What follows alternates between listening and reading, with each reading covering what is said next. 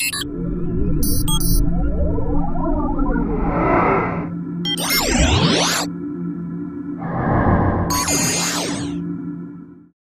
afternoon, Ms. Sandra White. This is Ella Morris. Thank you for tuning in to the Hidden Figures interview today.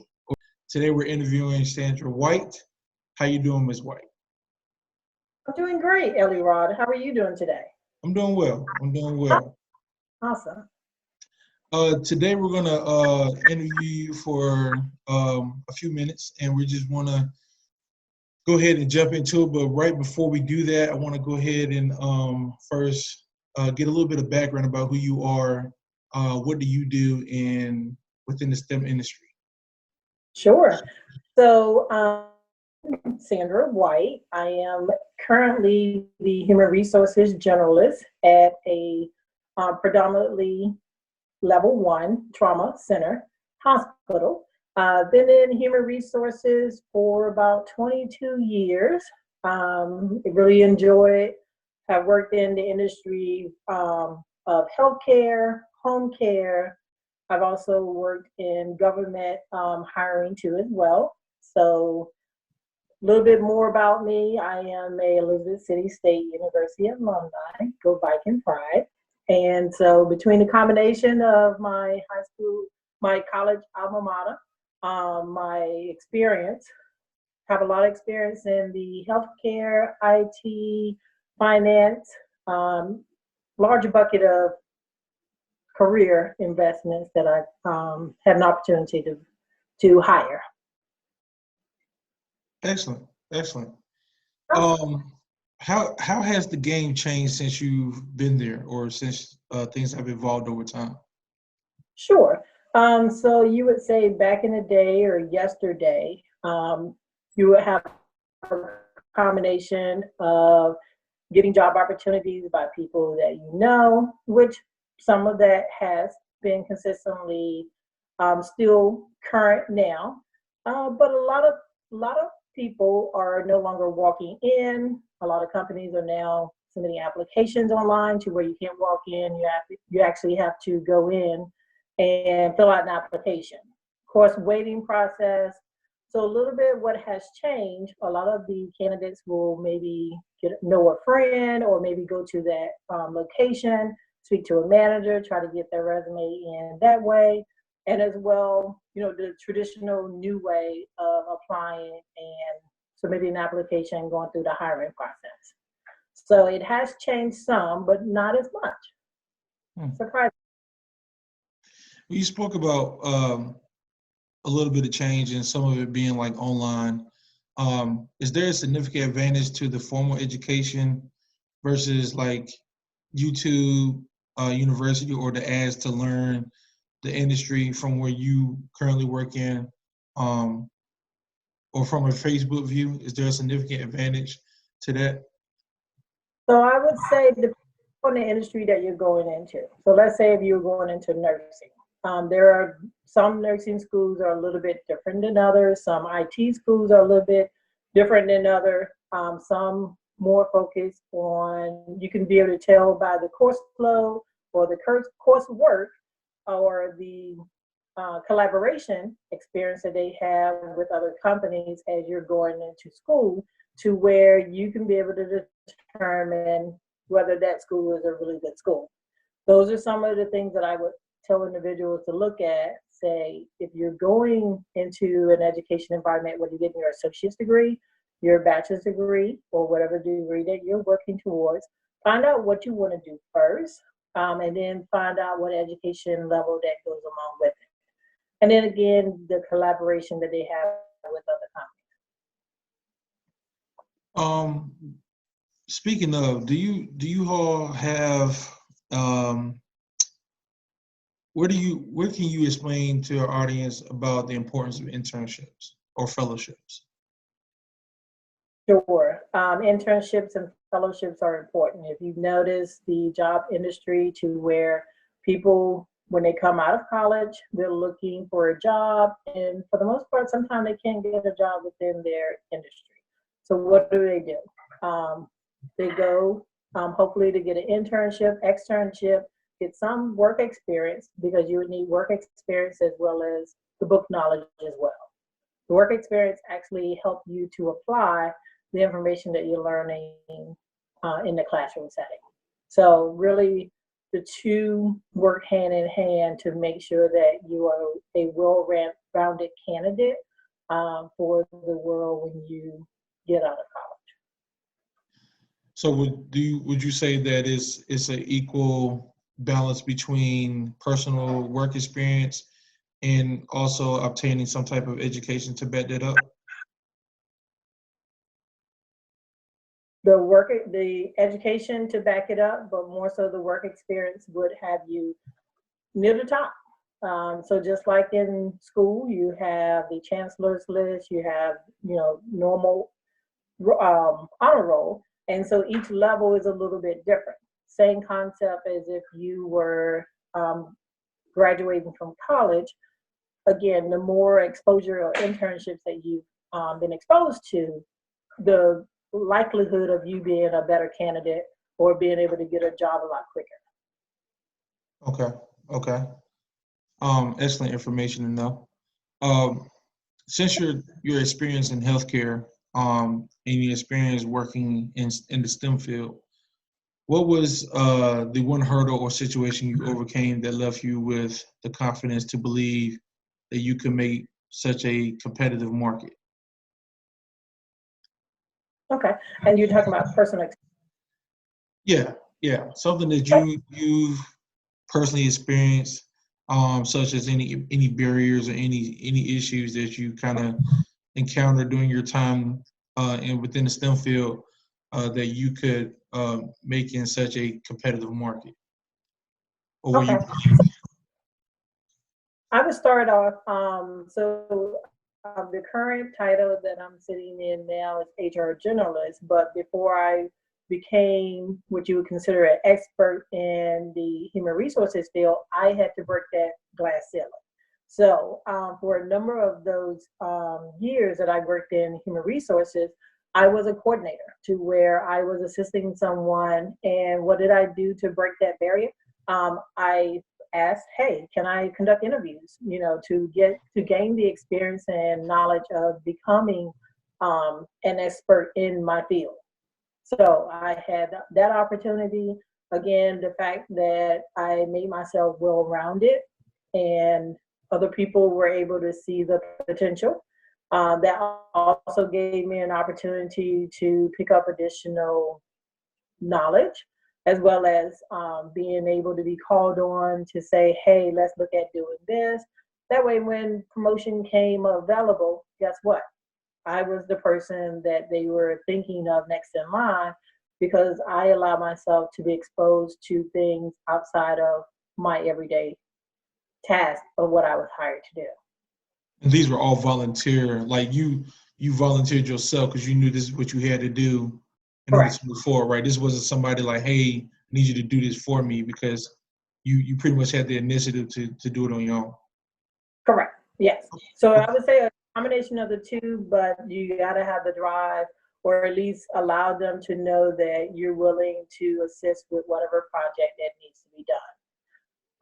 That will, again, let them know that you're willing to learn more than what you're currently doing now. Okay. I think that's excellent information. I think the younger generation would definitely appreciate that. What do you tell aspiring students who may want to follow in your path within the STEM healthcare field? So I would say first identify what you enjoy doing every day. So hopefully, in reference to helping people, which is what healthcare is all about, doing things for others. If you have that tenacity to be able to be helpful for others, find jobs that are helpful to others. The most important thing I would say is find what you love to do with ease. If you find that, guess what? You have a passion there. Hopefully that passion leads you to where there is opportunities for growth for you as well as the individual. But I would just say work ethics would be number one. Two would be, I would probably say willing to learn, openness, and putting yourself out there to say, hey, what else can I learn or what else can I do? There are a lot of resources depending on the company to where you can they have resources there for you. Always study, reading up on what's about the company. Again, there are certain things that you can be able to help others and they'll be like, wow, she knows a lot. Let me go ask her. Or let me look at her doing this because she has experience with doing that. So just being knowledgeable and putting Right. yourself. Right. Okay. Um, you spoke a small piece about following your own path, and giving some really good advice to the younger generation, primarily my generation and younger, which is the Generation Y. We know that technology is a inevitable component of human interaction, but what are some of the personality developments that a career in IT will require that most people may not be aware of? Personality. Again, I would go back to, and it may sound repetitive, but sometimes when it's the right answer, you just keep repeating the right answer. Again, just being open, think outside the box, test yourself, always be willing to at least take a risk. Again, you have to look at the analysis of the risk, and hopefully it's a small risk, but again, if you believe that what you're presenting is correct and that if it's not acceptable to others, if you ask the leading questions to be able to gather, their uncertainty and or concern about what you're presenting, at that point you can be able to understand, well, maybe now may not be the right time. I can go back to the drawing board, or hey, I may can be able to provide this additional information. Guess what? Now everyone's on the team, and now I'm a leader because I was able to help the team to get past their barrier of seeing what was great for the task orientation or the project that you're working on. You So again, spoke about team for a second, right? mhm. Speaking of team, let's talk about let's make a small pivot to discuss your lifestyle. How do you find a healthy balance of family, fitness, and fun while maintaining leverage as a top person in STEM within your field? Sure. So if you're an early riser and you get your energy in the morning, I would say definitely work out in the morning. So that way you definitely, if you're not an early person, maybe work out in the morning, you definitely get energized. As you're going into the workday before you arrive, if you have an agenda of what you want to work on, prioritizing is great. If you're not really good at prioritizing, just having a list, to-do list, or writing out all the tasks that you need to complete. You're not going to do everything all at one time. So the reality of knowing that everything on your list is not going to get done that day, that will help you 90% of the time. You just keep going through your list, say, hey, what's important, list them by importance, and work on those particular tasks. Any tasks that you have to collaborate with others, again, you may want to set that at a to be able to be adjusted to where you get your portion done, they get their portion done, and depending on if you have to wait for data to come back. But if you're working independently to where you're doing the beginning, the middle, and the end, again, to-do list, task, prioritize. If it's something that you didn't get to that particular day and you want to make sure you complete it, you have the option of saying, hey, this would be the first thing that I do at the top of the morning, of my next morning.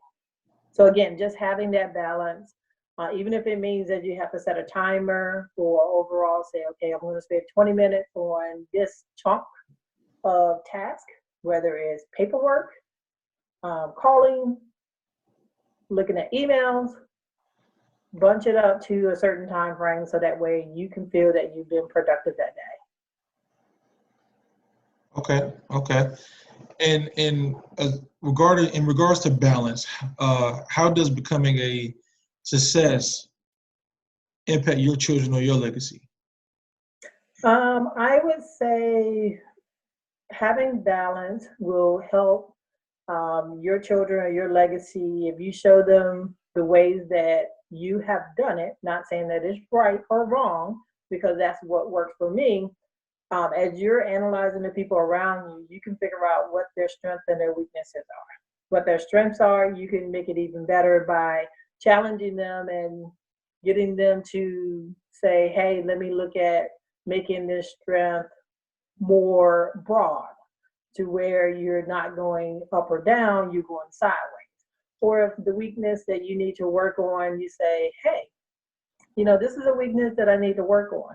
What can I do to make it better? Do I need an accountability partner? What skill sets can I be able to set up to where that weakness is no longer a weakness anymore? And just because it's no longer a weakness, look at the standpoint, everything is a weakness, whether it's a positive or negative. You just say, what percentage would I place it on the scale today? Because today's strength may be tomorrow's weakness based off on what is presented to you. So don't look at it from the standpoint of strengths or weaknesses. You just say on a scale of 0 to 5, 5 is perfection, 0 is that this is the worst quality about me. Where do I fall? You fall in a 4 or 3 or 5, guess what? It's a good day. And you talk about that scale right then, and I think it's really interesting to bring that up because I want to also piggyback and ask, what does it mean to be a leader to you, and how do you display leadership? Okay, so a leader to me would be what I happen to ask you to do is something that I can be able to know that I trust you. If I ask you to do something, or if I put a particular task for you to complete, I have confidence in knowing that you're going to complete that. So just making sure that whoever that may not feel comfortable, that their confidence level is not as high. Again, encourage them by giving them particular tasks that may be that you can delegate to others. I would also say, um, let me see, what else to say? I would say for the most part, that would be the task that I would encourage others. Lead by example. Jump in the trenches with them if they feel like they can't complete the task themselves. Lead by example, not just saying this is what's going to be done, or do it together. So that way they now know my thought process on how I would like to do it. Again, not saying that is right or wrong, but this is, as a leader, this is a decision that I'm making for our department. And this is how I like for my staff to know how I would handle this particular task.